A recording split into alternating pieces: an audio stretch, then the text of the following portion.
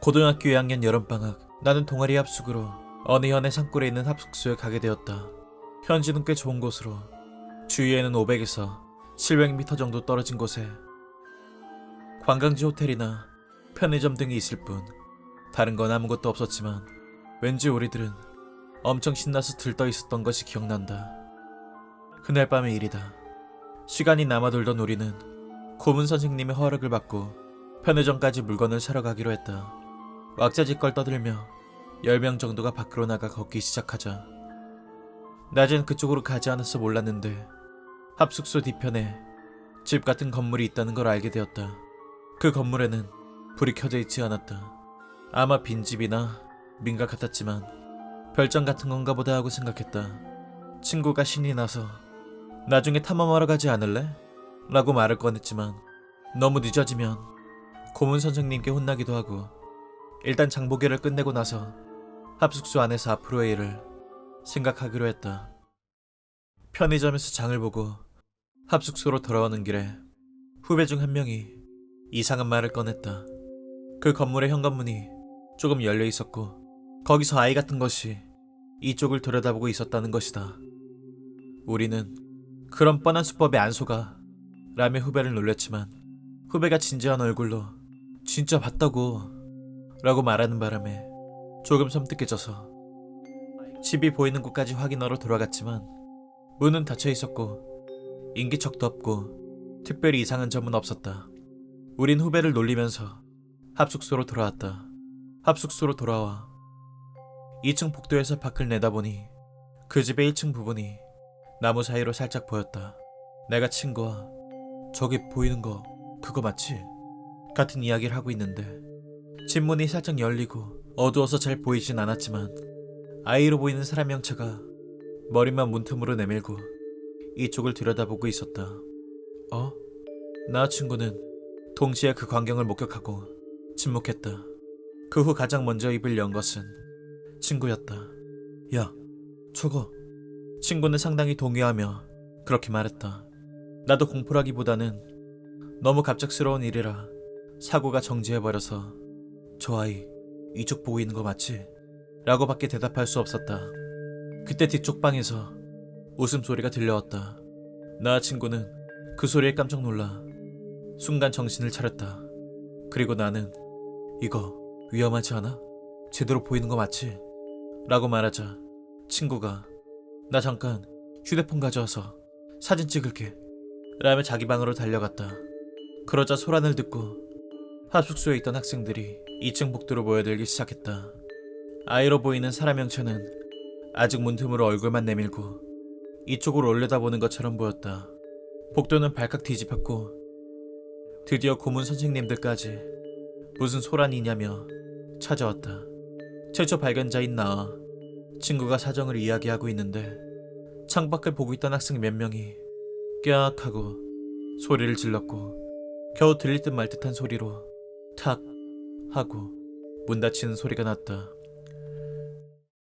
고문 선생님들이 밖을 볼 때쯤에는 문은 닫히고 사람 형체도 사라져 있었고 아무 일 없는 숲과 불도 켜지 않은 집 같은 건물만 보일 뿐이었다.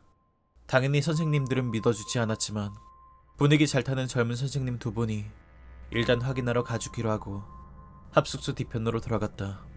우리가 창문으로 상황을 지켜보고 있는데 손전등을 둔 두 사람이 나타나 집 현관 앞에서 무언가를 하고 있었다. 아무래도 문이 열리는지 확인하는 것 같았지만 열리지 않는 모양이었다. 그 후 누구 계세요? 하고 소리치기도 했지만 반응이 없는 듯 5분 정도 만에 돌아왔다.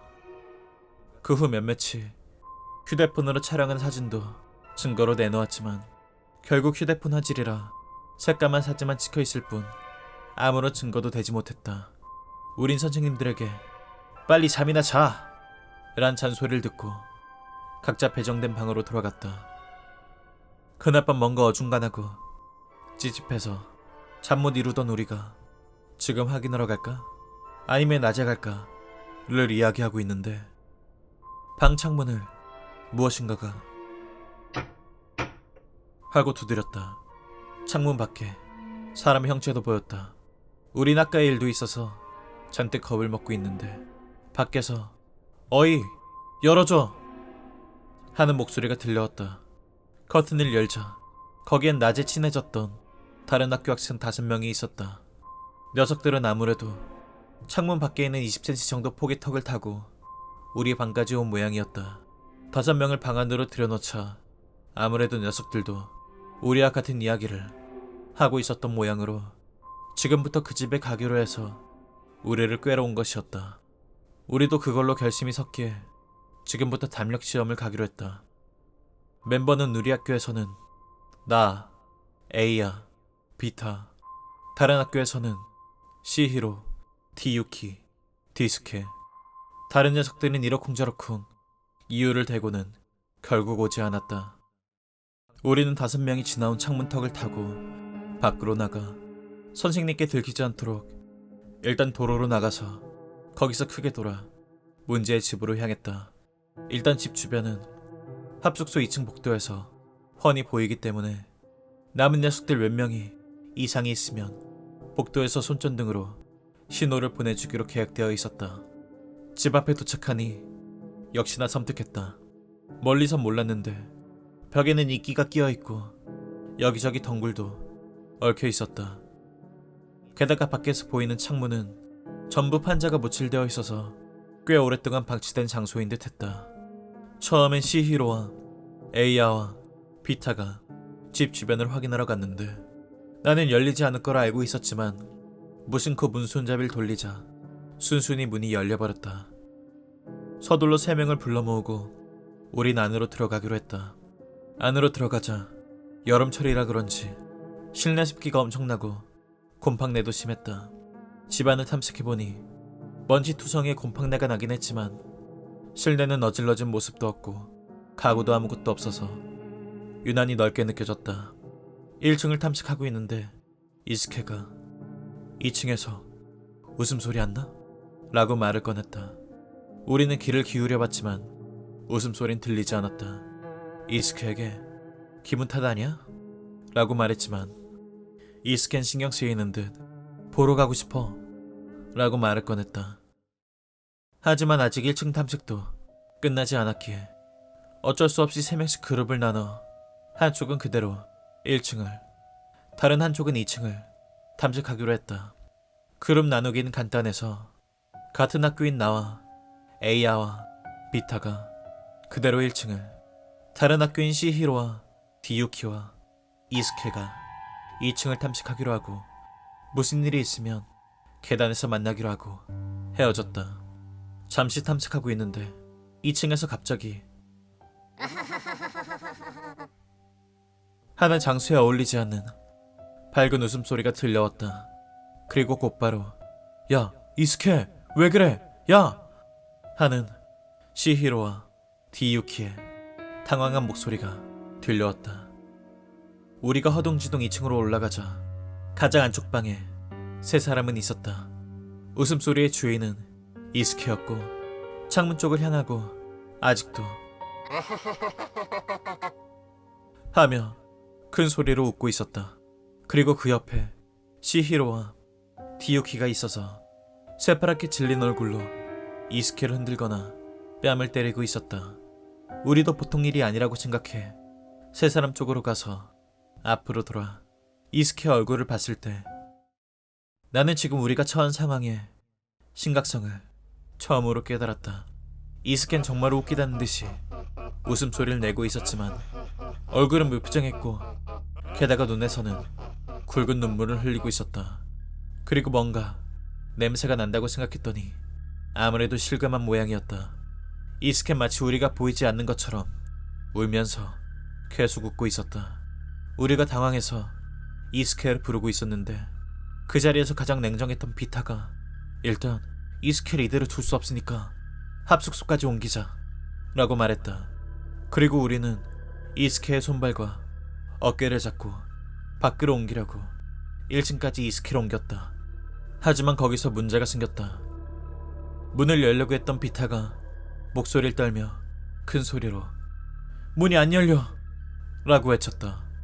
우린 이스케를 복도에 내려놓고 모두 함께 문을 열려고 했지만 아까는 쉽게 열리던 문이 지금은 꿈쩍도 하지 않았고 6명 중 가장 체격이 좋은 A아가 문에 태클을 해봤지만 그래도 전혀 열릴 기미가 없었다. 우린 가볍게 패닉 상태가 되어 서로 얼굴을 마주보고 있는데 2층에서 희미하게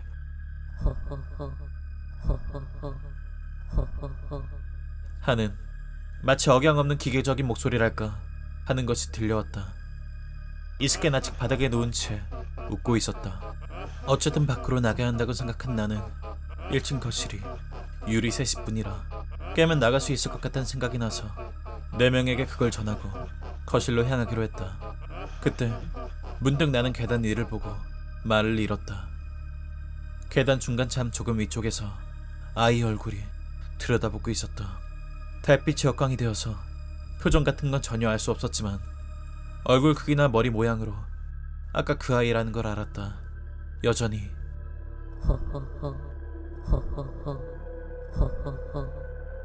하는 소리도 들려왔다. 아무래도 소리의 주인은 이 아이인 듯했다. 하지만 뭔가 이상하다. 위화감이 있었다. 나는 곧바로 위화감의 정체를 깨달았다. 아이는 계단 난간에서 꽤 몸을 내밀고 있을 텐데 왜인지 머리밖에 보이지 않았다. 그렇게 내밀었다면 어깨 근처는 보여야 할 텐데 내가 그런 생각을 하며 계단 위를 응시하고 있는데 시히로가 야 뭐해 빨리 나가자 여기 위험해 하며 내 팔을 잡고 거실로 끌었다. 나에겐 순식간의 일처럼 보였지만 아무래도 나머지 4명이 이스케를 거실로 옮기고 창문을 깨고 못질된 판자를 부술 때까지 계속 나는 위층 아이를 응시하고 있었던 모양이다. 나는 뭐가 뭔지 모르고 일단 도망쳐야 한다는 생각에 모두 함께 이스케를 들쳐매고 밖으로 나갔다. 밖으로 나와도 여전히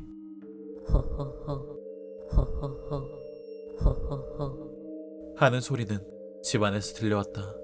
우린 이스케를 들쳐매고 티유키가 합숙소로 선생님들을 부르러 갔다. 그 후 이스케는 구급차로 실려갔다. 우린 선생님들께 실컷 설교를 듣고 이런 사건이 있었으니 합숙은 그날로 중지되었다. 귀가 준비를 하던 점심 무렵 10대 정도의 차가 합숙소에 도착했다. 안에서 20명 정도의 아저씨들과 할아버지들 그리고 지역 소방단으로 보이는 사람들이 내려 고문 선생님들과 뭔가 이야기를 하더니 합숙소 뒤로 돌아가 그 집 주위에 밧줄 같은 것을 치고 울타리 같은 것을 만들기 시작했다. 우리는 무슨 일이냐고 물어봤지만 고문 선생님들은 아무것도 가르쳐주지 않았고 그대로 버스를 타고 집으로 돌아갔다. 이스케는 이틀 정도 입원했지만 그 후 어딘가 다른 곳으로 옮겨졌고 4일 후에는 아무 일 없었다는 듯이 돌아왔다. 나중에 사정을 들어보니 이스케는 집에 들어간 순간부터 어제까지의 기억이 전혀 없었다고 한다. 이스케가 돌아온 날 밤 내가 내 방에서 누워서 문자를 하고 있는데 순간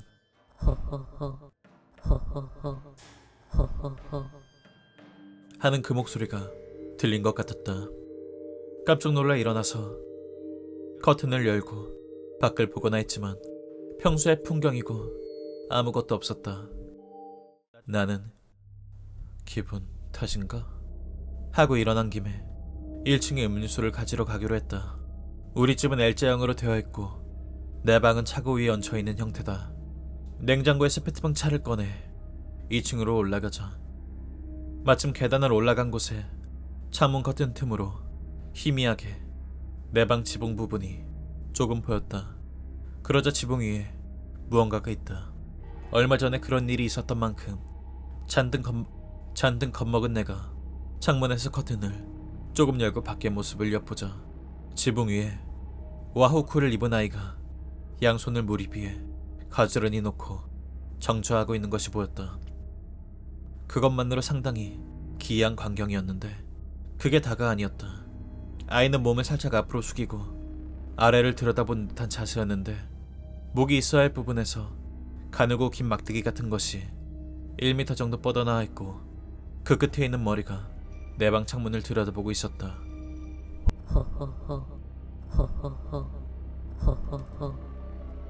하는 소리도 창문 너머로 희미하게 들려왔다.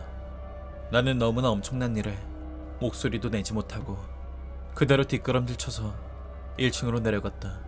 자고 있는 부모님을 깨울까도 생각했지만 이걸로 깨었는데 저것이 이미 없다면 그야말로 창피하다. 그때 왜인지 그렇게 생각한 나는 그대로 1층 거실에서 밤을 새웠다.